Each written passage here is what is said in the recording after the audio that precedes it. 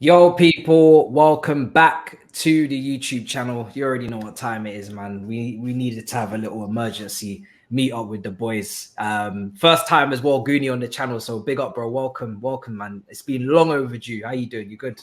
Yeah, well, I'm as good as you can be after what we've just witnessed today, bruv. I'm doing my best not to use any curse words, actually. So that's what I'll just leave it at, fam. Yeah, monster, man. Welcome back to the scene, man. Yeah. I know you've been avoiding the YouTube, but I had to bring you on, man. It's been a while. How you feeling, man? How you feeling? I mean, you know when you kind of like have a feeling something's going somewhere and it's not a good place and it just happens. It just you get deflated, you just get tired. It's just oh man, like even though you're right, you hate being right because don't bring no joy in being right, don't bring no joy in it. You know what I'm saying? So yeah, that's where we're at now. The performance, man, is just horrendous. Such a bad performance across the board. You know, every single department we lost, and it's funny because this is a different Leeds. You know, it's like we almost walked into that Leeds game thinking, same Leeds as under Bielsa, wide open. Do you know what I mean? They're just gonna just concede goals for fun. They're gonna play this open book, and they were actually extremely organized. They got that new Bundesliga pivot in there, and they just know how to counter press us as well. And we got absolutely choked. And I think for me, I mean, there's three issues, right? You got how many issues do you say Tuchel needs to fix, and how many issues are on him as well? Is he misprofiling players? Is he prioritizing the right positions, the finishing, the chance creation, the balance, all these things?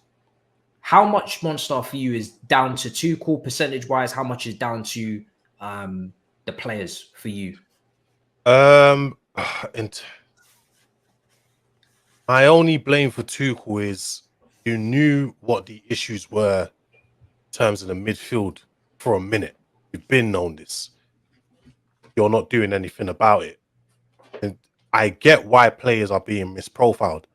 And when there's certain positions in a pitch that needs to be catered to because they are limited, what it does, it displaces everywhere else on the pitch. It kind of messes up. It's like a domino.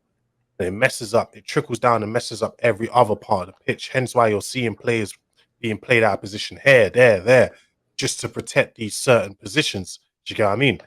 That's why you're seeing guys being played out. It's just a shame. It's a real shame. So my only thing is the midfield issue has been there for years.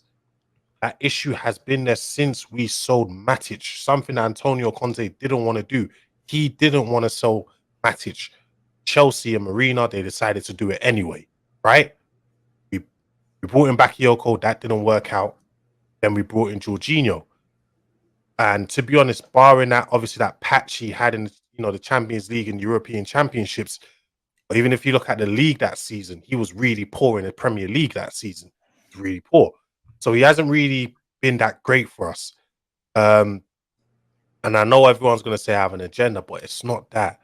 I just want what's better for Chelsea. These guys need to be gotten rid of. It's not just him, Aspi, Alonso. Aspi's not even playing that much, but Jorginho, he's got to go. We've got to get rid of him. Like he can't. It's just long. It's long talking about it. It's up to Tuchel to decide. We're spending money, right? We're spending money. Why are you neglecting our midfield? Why? Think about it, right? Since Kovacic has arrived, he has been injury prone. So the excuse of Kovacic being injured cannot be used. We've known this since he arrived at Chelsea. If you go look at, we call Kante injury prone, right? Kovacic misses more games than Kante does. And even when he misses those games, it takes him long to get up to speed as well. If you notice, it takes him 3, 4, 5 games to get up to speed. Now we know Kante's injury prone as well. We've known this for years. So we've known Kante's injury prone for years since Sarri's season, right? Yeah. We've known Cover's been injury prone since that season. We should have addressed the midfield years ago.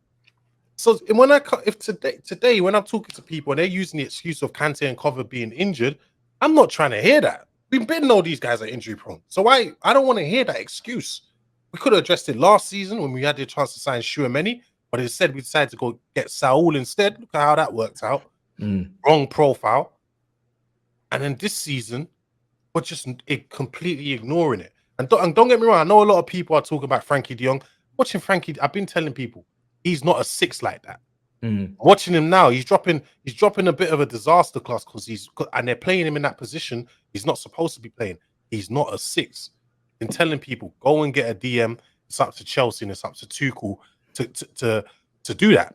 If we get a DM, many players will be able to play in their natural position. That one position is preventing a lot of players from playing in their natural position. I don't think people understand, but we'll see in it. Before I go to Guni, would you have brought in Casemiro from Real Madrid instead? Would you have hijacked that one? So I did say this a long time ago. I said I think I tweeted it out back in. It was when Tchouaméni was confirmed. I said, since Tchouaméni's coming in there, they got Camavinga. Why don't we try to sign Casemiro? At least test their resolve, innit? Obviously, Man United have gone and signed him. The problem is what they're offering him. I don't agree with that. I would have loved to sign him, but I don't agree with paying him 350k, giving him a four years. I think it's 4+1 or it's 5 years straight. I don't agree with that. Plus 70 mil, nah. on the financial side, nah, you can't do that. That's the only thing. But if it's just financials aside and just a player, yeah, I would definitely have him. But it's the same thing as Varane. We wanted Varane last season. Fabrizio, I remember when he spoke about it, saying Chelsea are going to be the dark horse in the race for Varane. But then what Man United paid him, we were never going to pay him that. So I understand the context as to why we can't get him, because it's just too much money. Do you know what I mean? But if the field, if it was a level playing field, 100%, I would have said, yeah, we should go for Casemiro. It frustrates me to see like Ruben being moved into the 6 against Leeds when Ampadu's there on the bench. He doesn't come on. You've got Trevor Chalobah, who's played in the 6 at Lorient. Maybe he doesn't trust him on the ball in possession in terms of those spaces, press resistance wise. Maybe he doesn't trust him to help us, come out of the defense and build up play wise. But I mean, Guni, for you, I know you've been saying this as well, that you want that midfield position sorted. Frankie de Jong for you as well, is that a misprofiling of him to ask him to play that role? Because I personally feel like as well he'd be best next to a Rodri, next to a natural DM, and not because I don't think de Jong can help in the first phase. I think on the ball he's brilliant in the first phase, but off the ball, I wouldn't rely upon him, and I also feel like then you'd not be getting the best out of him. But how are you feeling about it? I completely agree. And I've said this several times, man. I've said Frankie de Jong is not a defensive midfielder. He never has been. Frankie needs somebody behind him to be unlocked. I hate using that word because we've bantered United so much about it with Pogba, but it's an actual fact. Once you've got someone that's in behind him, like quite rightly, like you said, like a Rodri, like a Casemiro, somebody like that, you allow them guys to do what they are naturally good at because they trust what's behind them. You see, when you've got an issue and you don't trust what's behind you, it's also an issue going forward because it stifles you. How many times have we seen in our attack, we don't put enough bodies forward? Yeah. How many times did you see today and against Everton? Yeah. Anytime that we're putting crosses in, we've got 1 or 2 men in the box. At first, I didn't understand it. But then when I clocked it, it was like, well, if we've got a lot of bodies in the box and they hit us on the counter, who's going to get left isolated? Jorginho's going to get left isolated. And what do we know about this guy? He's one of the least athletic players in our team. Now, that's not a slight at Jorginho because he can only do what work with the tools that he's got. See what I'm saying? So this is why, personally, I don't like to blame Jorginho because he's the one that's being asked to play there. But he's definitely not the answer at the minute, bruv. He's just not. And it's costing us. We're having to cover him. We're having to cover up his deficiencies too much. And it's ended up costing us going forward. I think for me, Jorginho is one of them players where, again, if he signs that new contract, it tells me that potentially we're not addressing the issues that we actually need to address and we're just prolonging. Same with Kante. I remember saying, and it was very controversial last season, that if we renew Kante and Jorginho's contracts past 2023, I have a feeling that we're therefore over-relying on them again, and we still see them as very important key parts of the team instead of actually finding replacements for them, which is what we should be doing. And Jorginho for me is a specific player, and I don't even think that it's always fair on him because I don't think he's ever had the competition since he got here. Since Jorginho's been here, he's never had another DM with him to compete with, to rotate with, to even be benched for, to keep his own motivation levels up, to not have him overstrained and overstretched and pick up injuries as well, especially after the Euros last year. But when you compound that by putting a Gallagher next to him today, I was hoping for a 3-5-2. You know, I thought best of a bad situation, you drop Mount into that 8 role and you have him and Gallagher in there and you at least try and win the midfield battle first before we start thinking of what are we going to do in the final third with Mason Mount trying to be in this advanced area. We have to win the midfield battle because Harrison, Rocker and Adams just completely bullied us and they just won the whole battle in there. Transitions, everything. And yeah, we had possession. We created chance. Well, we had 14 shots or whatever it was. I wouldn't say we was elite chance creators today. We just kind of fashioned out a few things.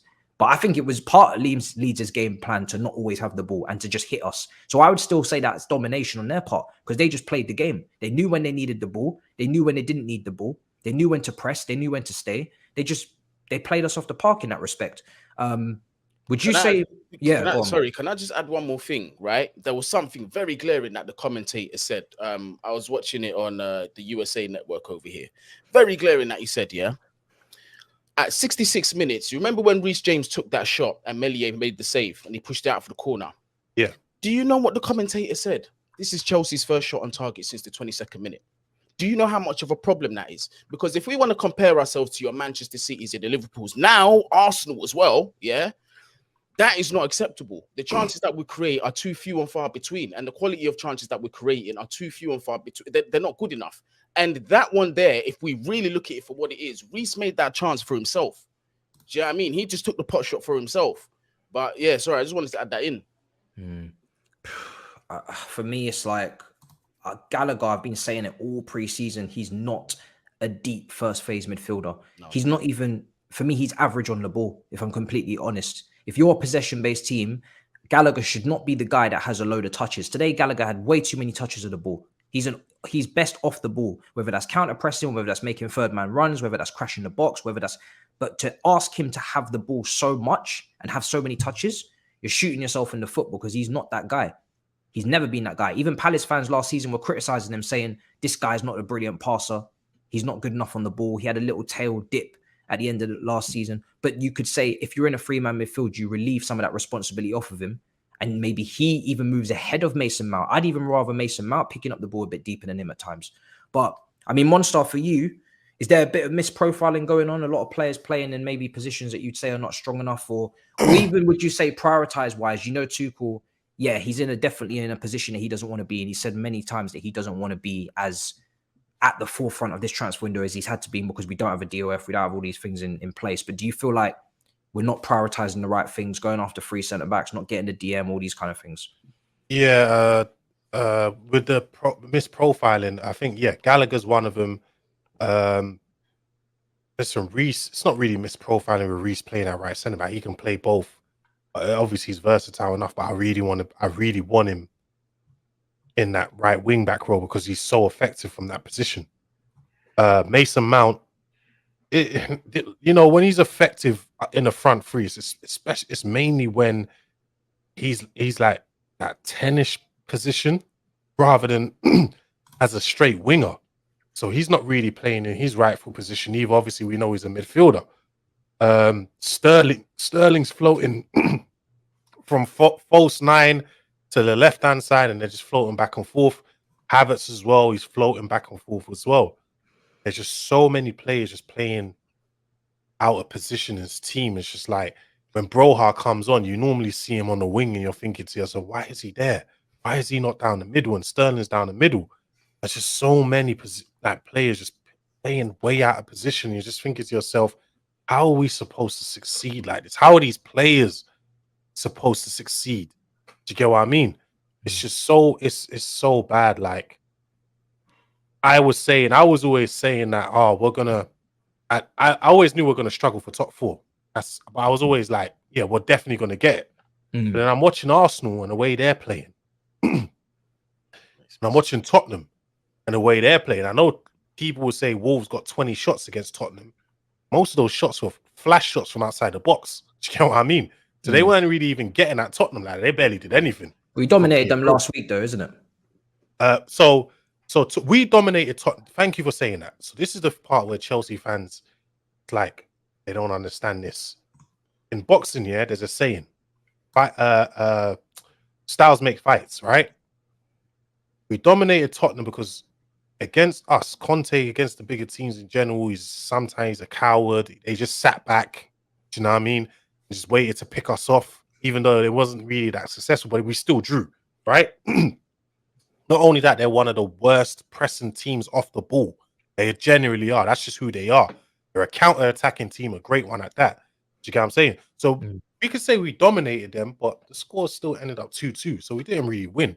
So all that domination really meant nothing at the end of the day because they took a point away from us. Yes, you could say the ref. But at the end of the day, it took them like what? They had about 3 chances in the game. They scored for 2 of them. Do you get what I mean? Barring the Kane miss. So it's just like against us, there will be shit. But against the other teams, they're picking up points. They're winning games. Do you get what I mean? They're really effective. They're doing it way better than we are. And knowing how clinical and world-class their attackers are, with Kulusevski there as well, it takes them, man, 1 shot and 1 goal. Boom, it's a goal. That's all they got to do. That's how good they are. Do you get what I mean? And they've not even used their full team yet. There was no Perisic against us, no Basuma. Do you get what I mean? So they're not even using their full team. They've not fully, come to grasp with the, Conte with the new players yet. Once those players are fully in and integrated, it could be another beast. Do you get what I mean? So that's why I'm like, we're looking at Tottenham. We dominated them, but they're winning their games against the smaller teams that we are not beating in it. I do think that, I think I would obviously personally rather Mason Mount long-term playing the 8. I would rather Conor Gallagher not playing in the double pivot. I'm not even sure if Conor Gallagher is even going to be Chelsea level, to be quite honest. It's not one of the young players that I was excited about at Cobham. It's not a Musiala type player, but at least you have to see him in his natural position to judge him. I think sometimes I even look at him today and I think I can't even really get too annoyed at you because you're not playing in your position. You're not really playing where you're best utilized, and you're doing a job because there's no Kante, because there's no Kova. But again, like you said, Monster, we can't really feel sorry for ourselves. We know these players are already injured. We know they're injury prone, and they're going to be injury prone all season, especially in a World Cup year. It's not going to go away. Do you know what's crazy, Matisse? So before the game, we were in spaces, and telling people. So what we were saying, people were saying, I don't know where this myth came from that Gallagher's like Kante. I think Tuchel said it today as well. Yeah, this is my problem is his quote. I'm actually going to read it out before you continue, which was his quote on the midfielders, right? And he was saying that we, the question was asked, do we obviously need a midfielder? And the response was, we have Gallagher, we have Kova, Kante, who haven't disappeared, they will be back. We have Loftus-Cheek. And for me, again, it's like none of those players, it's like naming a load of players in terms of numbers. You're just listing out numbers, but you're not actually, it's like saying that we have 4 or 5 left backs before we sign Cucurella, but you don't actually have quality, or you don't have the right profile. You don't have the right player for what you're trying to do. So the quotes are, I'm hoping that it's just lip service. Some people are saying it's just PR. He's just saying that. But he went in on the attackers though. Exactly. Yeah, exactly. So, he went on in. If it was PR, he would have used that PR on the attackers.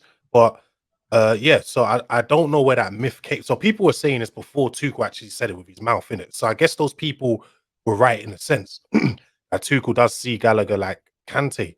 But when I heard that from last season, it was last season I actually heard that. I was like, bruv, like I've watched Gallagher. Where does this comparison come from? They are nothing alike. Obviously, Kante is a one-of-one, unique individual. You ain't finding this kind of guy again. Do you get what I'm saying? But in what sense is he anything like Conor Gallagher? How did they get this comparison? Do you know what I think it is? It's just energy. That's it. So they both bring energy to the game. Kante brings a lot more to the game than just energy, my bro. Do you know what I mean? So when I hear that, it's just like it's misprofiling. That's all it is. It's misprofiling. It's not using Gallagher to his strength. So obviously before the game, I was telling people, they were asking me, how do I think Gallagher's going to be in a pivot? I said he's going to be shit because he's not playing in his natural position. He's going to be crap. Cool. This is where Chelsea fans get me. We've been telling these people that Gallagher's going to be rubbish because he's not playing his natural position. He's not good in a pivot. When Gallagher plays rubbish in the pivot, it ends up happening like we said it would. Everyone's just saying he's rubbish. Yeah. But he's It's not like, rubbish. It's just that he's not playing in his natural yeah, position. how can you He's an judge 8. him? You saw it How at can you, Palace. yeah, how can you judge him when he's not playing? Like, to me, I can't personally, I can't judge a team or a group of individuals in this team until I see the right platform given to them to see if they can perform or not. That's why I've never really gone in on attackers, because we've never really given our attackers a platform, a good enough platform to see whether they're good enough or not. That's my problem. Do you agree with that, Guni? Because this is where I'll slightly disagree. I'm not a fan of our attackers because I look at their attributes and I'm looking at them even in a system that maybe doesn't cater towards them. I would agree that the system is not absolutely catered to the attackers. It's more catered to the defense. But I think that's also, in a way, the right thing to do, because you can't cater to everyone, right? And I know that there's some positions that we haven't addressed that would allow us to then play the 4 more consistently. So I would rather cater towards the defense, because I personally think the defense are better players in their positions as opposed to the attackers in their positions, in terms of who's to match Koulibaly for Pulisic, who's to match Silva for Ziyech, etc., etc. Some are world class for me and some are not. So I'd rather cater to the top players than cater to the players that are good, maybe very good on their day, but still inconsistent, and then make our defense even worse. Where do you rate these attackers? Because I always see it, we lose a game and everybody starts posting pictures of the players who didn't play. We missed this player, we missed that player, we missed this player. Pulisic needs more opportunities, Ziyech needs more opportunities. But when these players play, they're not consistent, and they also make poor decisions in the final third. Ziyech is also very predictable, and doesn't go past players 1v1 that often, isn't quick, is ridiculously one-footed, doesn't use his right. Pulisic, even though his dad is liking tweets, which is incredibly unprofessional, and he had to unlike them because he got found out. And listen, yeah, we know he's unsettled, he's not playing games, but Pulisic is not consistent. He's not consistent outside of that purple patch. Even under Lampard, he wasn't consistent.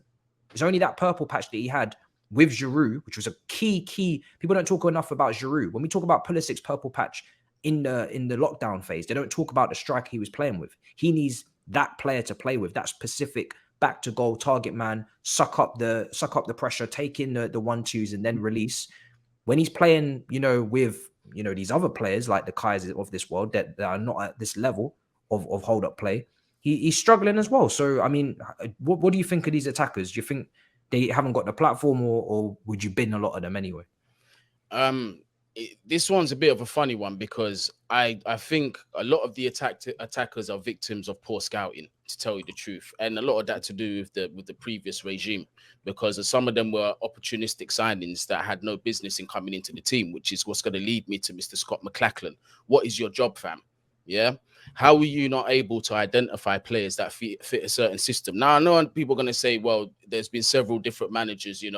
We've got the express manager route with Roman managers going in and out the door. Yeah, it's going to lead to problems. It's going to lead to different players stylistically. However, but these guys should be knowing, in this day and age of football, you should be, right, in case one manager's gone, you should still be catering to a certain style, so another manager that comes in doesn't have to suffer as much. And I'm going to say that Tuchel has been a bit of a victim of it, but he hasn't helped himself either, because there's no excuse for certain things that he's doing, in my honest opinion. Raheem Sterling, right? Why are we playing this guy as a false 9? Yeah, who's instructing these players to be playing high balls into a 5'7" forward when he's being marked by 6'2", 6'4" defenders? It doesn't make no sense to me, bruv. These are little basic coaching things that give me red flags, fam. Yeah. Another one, Kai Havertz, right? He does not help himself in front of goal. Let me say that first and foremost. For example, this is one of many opportunities that I'm just going to bring up. The opportunity that he missed against Tottenham, that chance that Reece James created for him, should have been that. Yeah. And this is why, when I look back at what I said about the referee, yeah, they got the decisions right, but we should have been clear. That shouldn't have mattered to us. But this is another one. We know he's not consistent.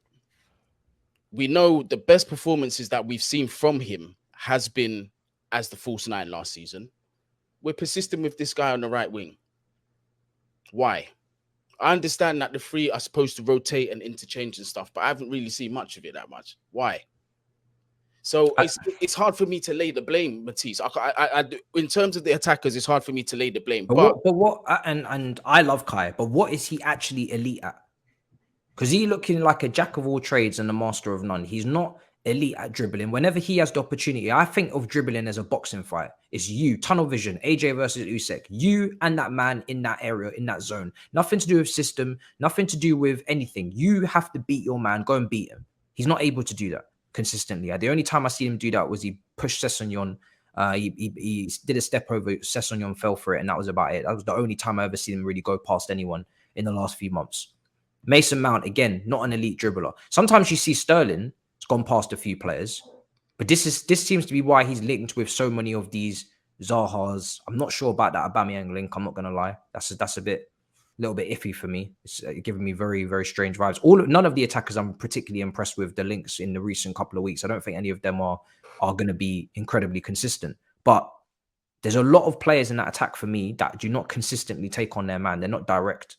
And that is if you don't have elite passers and then you don't have elite dribblers, all you've got then is pressing. And this seems to be what he's really like honing in on with these Gallaghers, and the Mount really high up as well. Havertz, we're seeing pressing a lot off the ball. That seems to be the remit, but then we don't seem to be linked anymore with any elite players in these attributes apart from the dribbling with Zaha. But I don't know. It's not making sense to me. For me, Kai has to take a lot more responsibility this season, because what is his best position, Guni, would you say? False nine. Because to be an elite false nine, you need to be an elite chance creator. If you're not going to finish the chances, you need to be a great link-up player, and you also need to be able to play that final ball. And I don't see Kai doing that often enough. That's a good question. All now, how long has he been at the club for now? Is this his third season? Yeah. Yeah. All now, I still don't know. But then, in terms of the beating the man and being good at dribbling, when has Kai Havertz really been that guy though? This is what I'm saying. It's like sometimes you can't blame the player for attributes that they never had in the first place. This is what I'm saying. So, like in terms of that with Kai, I can't really, blame him for that. Do you know what I mean? It's similar. It's like asking, if Aubameyang was to come in, it's like asking him to be that Ousmane Dembele, to be beating players, creating chances on his own and going through on goal. He's just not going to do that, is he? That's not what his skill set is. And I feel it's similar to Kai Havertz, but you're asking me what his skill set is and what he's actually strong at in them positions. As a false nine, does he create enough chances? Not really. Is he dominant in the air? Can argue sometimes he is. Sometimes, yeah. Yeah, sometimes he is. Is he prolific in front of goal? Absolutely not. Is his movement good? Yes, it is. But is that enough? Absolutely not. You see what I'm saying? There's for me, it's just a bit of a pick and mix up top, man, in terms of different styles. But clearly, what we need is staring us in the face. We need wingers and chance creators that can only create chances for themselves, but create chances for others. Do you know what I'm saying? No, 100%. And they need to be able to finish, because the finishing is poor. But I keep saying it to people, even though the finishing is poor, we don't create enough chances as well. It's not one without the other. We don't create enough chances. And the best games that I see us play against the big teams, maybe we're even more motivated, more charged up. Liverpool in the cup finals, Tottenham, there's more emotion in there, but also they come onto us a bit more, or at least they intend to, and that leaves more space for us to do what we're doing and try and hit them on the counter, which is the Champions League run. When we're asked to break somebody down methodically, we can't do it. We can't consistently break teams down. And that's some of that's on Tuchel, but for me, some of that is on the players, because I'm looking throughout that team and I'm not seeing any elite level passes. I'm looking at Kevin De Bruyne today against Newcastle. He's playing passes that our players, they would break a leg they break ankles trying to do that. But why? But this is the thing. Why is De Bruyne allowed to do that? Sorry, Monster. Why is he allowed to do that? Who has he got behind him? Oh, but also you got to remember as well, every time, when I was watching a City game today, every time they start to get in that final third, right? The first thing you see is their fullbacks rushing. They start sprinting right towards the opposition's goal. And obviously that's going to take players away and create space. Do you get what I'm saying? Whereas when we're playing, these guys are isolated up front, expecting Sterling sometimes. Listen, some of the chances he's got over the last few games, he's beat 2 or 3 players alone before he's able to get a shot off. Do you get what I mean? Yeah. Like, he can do that, obviously, but it shouldn't always have to be like that. Do you get what I'm saying? Like, he should have that support. I was gonna say though, with a conversion, I don't even think our what do you call it? Shot conversion. Our shot conversion is that bad, because when I'm looking at it compared to the other teams, it's similar. Our players are very similar to the others. I'm watching Arsenal, right? And Jesus is missing. When I mean over the last 2 games, he's missed some horrendous chances. Horrendous chances. Yeah. Mm. But he's getting what? 3, 4 chances, 5, and he's able to convert. How many did he convert the last game? Was it 2? How many goals did he get the last game? I know the game before last, he got 2 then. Oh, he scored the last one. I can't remember if it was 1 or 2. He scored the first game, and then the I don't think he scored. No, I don't think he scored in the first game. Almost but he missed. Him and Martinelli missed some really good chances in the first game. But they don't care because or the Arsenal fans don't care because the team gets more and more. Do you get what I'm saying? Yeah. If you look at last game, that Tottenham game, right? Sterling got 1 chance. He manufactured it because obviously he beat like 3 players before he got the shot off. Havertz got the 1 chance. He should have scored. It was the Reece James cross. And I believe Mount got the chance from outside the box where he hit it over. That's 3 chances, 1 each. This game, I don't think any of them got a chance. I think Sterling did get 1 chance where he had to beat 2 or 3 guys again or something like that. But it's like they're not getting anything. Monster, watch this. Watch this. This is damning. Listen to this. How many shots do you think Raheem Sterling has had since between Everton, Tottenham, and today's game? I believe it's 3, right? 6. 6. But still, that is. So what you're saying is 100% right. What would you expect him to do with that? And if we actually look at these shots as well, right, they're not even quality, quality shots. So it's just like as these things are created as a team, not as an individual. Like, I don't like individualism. I think Tuchel's kind of might be trying to get this individualism out of this team, and it's not going to work. You look at we're trying to get to the level of City and City and Liverpool.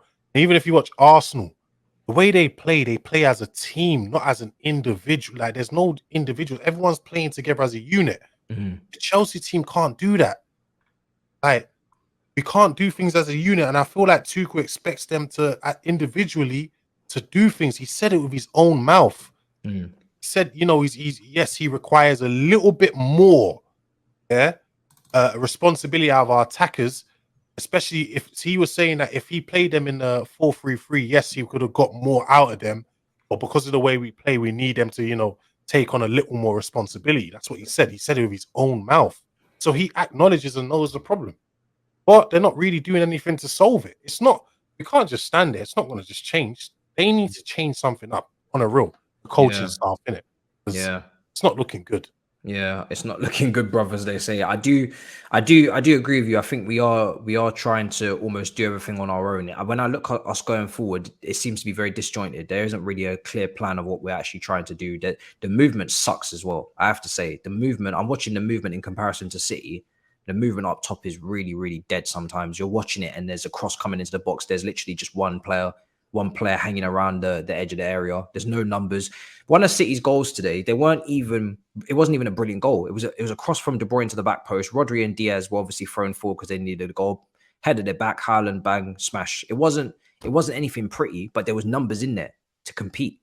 And we don't seem to get enough numbers forward. But again, this is back to the point that you said, is that you don't feel that we can push them forward is because we have a base in the midfield which is not athletic.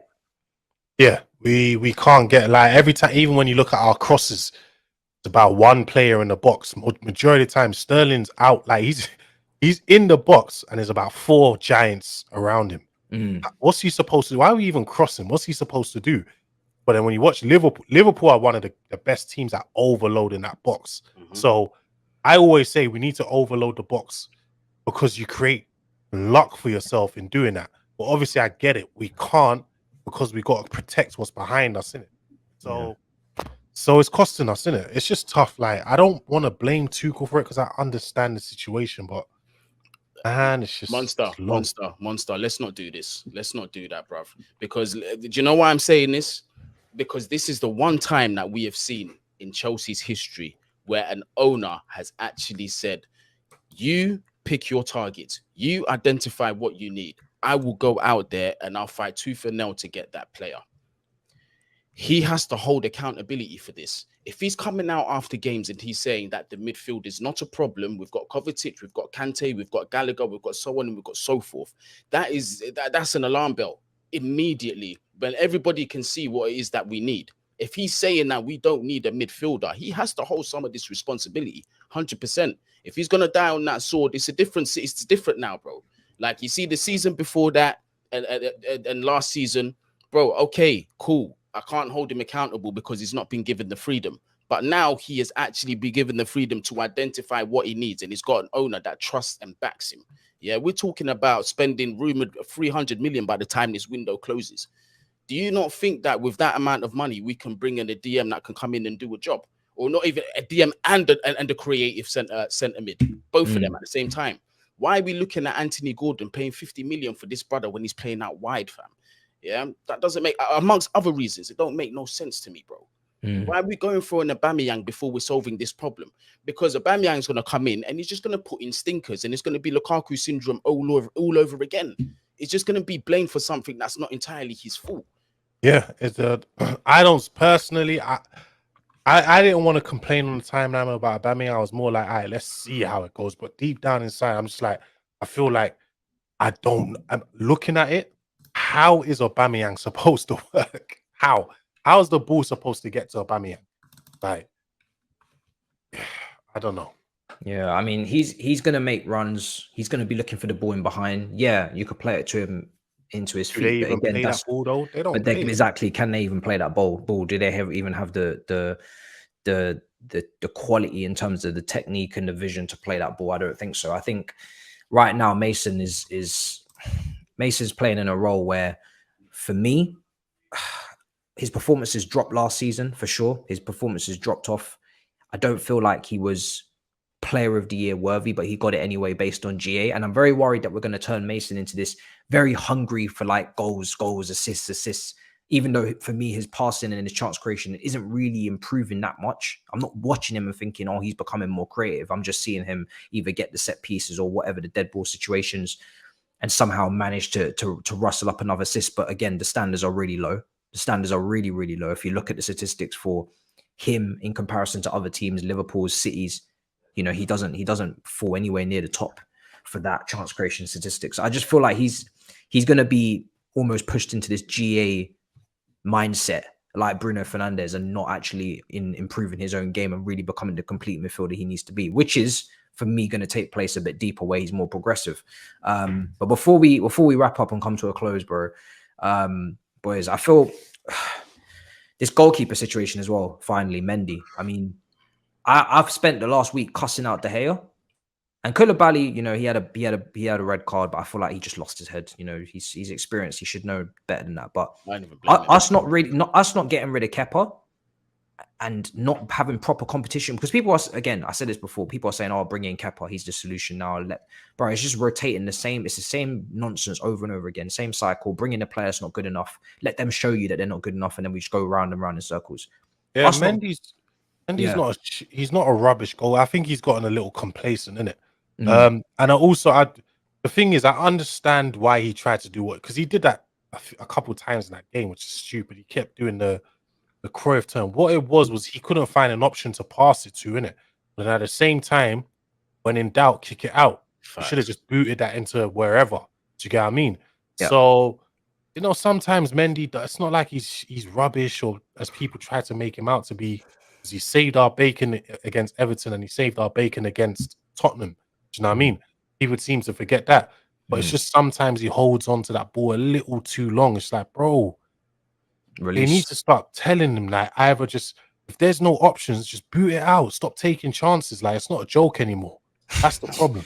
Facts. Yeah. And I mean, Guni, bro, what did you make of the mistake? I mean, he looked very clunky, didn't he? Just like scrapped at it. He couldn't really get control of the ball. He wasn't assertive. For me, if you're going to do that and you're going to take a touch and try and go around a player, which I never advise, you have to be assertive in your touch and make sure that you know exactly what you're doing. You're very confident. Absolutely. You have to make sure that in that situation, because the immediate thing that you have to look at, first of all, is body language. And to me, he did not look sure. If you're not sure, just do as Monster said. If you got to slap it into row Z, then slap it into row Z, bro. Don't concede the goal.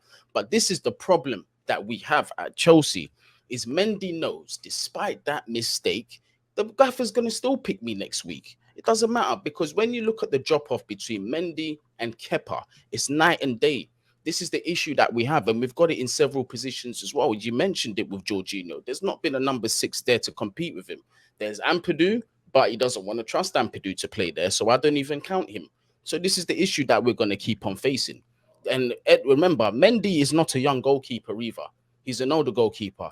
And I believe this saying all round in life, bruv, yeah? 1, a leopard doesn't change your spots, and 2, the older you get, the more stuck in your ways you become. So we're going to see this again. 100% we're going to see this happen again. Sometimes it's going to pull off, sometimes it's not. So unless we have something, you know, that's not too much of a drop-off from Edouard Mendy sitting on the bench, yeah, just prepare yourself. Strap yourself into your seat.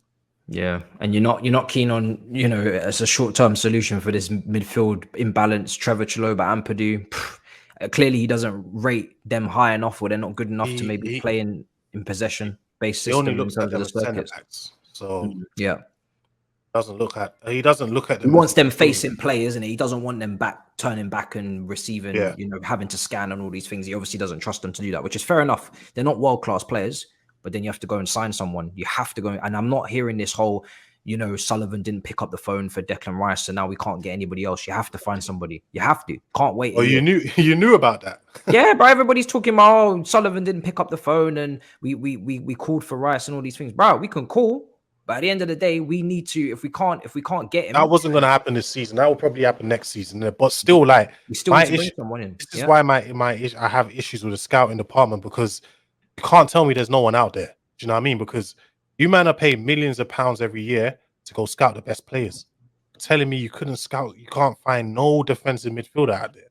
Like, why are you being paid? Yeah. Well, it's not like we don't have any scouts in it. People ask us who will we choose, but bro, like, these men are paid millions a year to go scout these players. We need a DOF badly, man. We need a DOF so badly. And I mean, to wrap up, obviously Edwards is not going to take that he's not going to take that deal now because he wants a year off. But I really hope they get that DOF right, because even Tuchel, like, in terms of who he wants, who he doesn't want, I think he needs help as well. And he clearly said that himself. He doesn't want to do this job. He wants to just coach. And I'm looking forward to seeing, once the DOF is there, hopefully he makes it to that point, because that midfield is nuts right now. But yeah, he needs to try and make do. And I think right now, managers, even though you don't have everything set up perfectly, you need to definitely try and make do and get by whilst things are getting done. We know we're in a long-term, we're in a project, we're trying to rebuild all these things. But while you're doing that, you have to get better than a 3-0 at Leeds. You have to be able to correct that. And if you see you're getting dominated in the first 10 minutes like we were, you got to correct it. And some of his comments after, to say that you can't give any credit to Leeds and it was more us and it's all down to individual mistakes. Why do those individual mistakes keep happening? Why? And that's what we got to start digging into now, because it's not making sense. But listen, guys, it's been a brilliant episode, man. A brilliant show. Pleasure to get you guys back on. Guni, man, let them know where to find you, bro. Pleasure. Man Knows Football on YouTube. Help us grow the platform. We actually reached 13,000 subscribers today, so thank you very much to everybody that's been supporting the team. You can also find me on Back Again, which is going to be long this week. It's going to be the longest episode I'm going to have to do, and I hope there's not going to be too many of these. But Matisse, I hope we could do this again. I quite like this panel, the three of us, man. Honestly. Yeah, man, it's been quality. Yeah, it's been quality. Monster, bro. I mean, you don't do content no more, so I won't say maybe you don't want them to come find you, bro. Yeah, I can't be bothered. But yeah, just Twitter for now, man. Just Monster CFC on Twitter, innit? That's it. There you go. Guys, make sure you subscribe to Man Knows Football. Do you know what I'm saying? Links will be in the description and in the title. And for me, yeah, man, this is gonna sting, man. I got a lot of shows where I'm gonna get absolutely dragged. Yeah, it's long for me. Big Six, all of these things. So we just have to hold tight. Simple as that. We got to wait for Band Sports Ooze as well. That one's going to be a long thing. Lord. Yeah. Listen, yeah, I'm going to have my head down. You know what I'm saying? Don't even, if you see me in the streets, man, just keep walking. Don't acknowledge me, man. Until next time, big up your damn selves in a bit, people. Peace.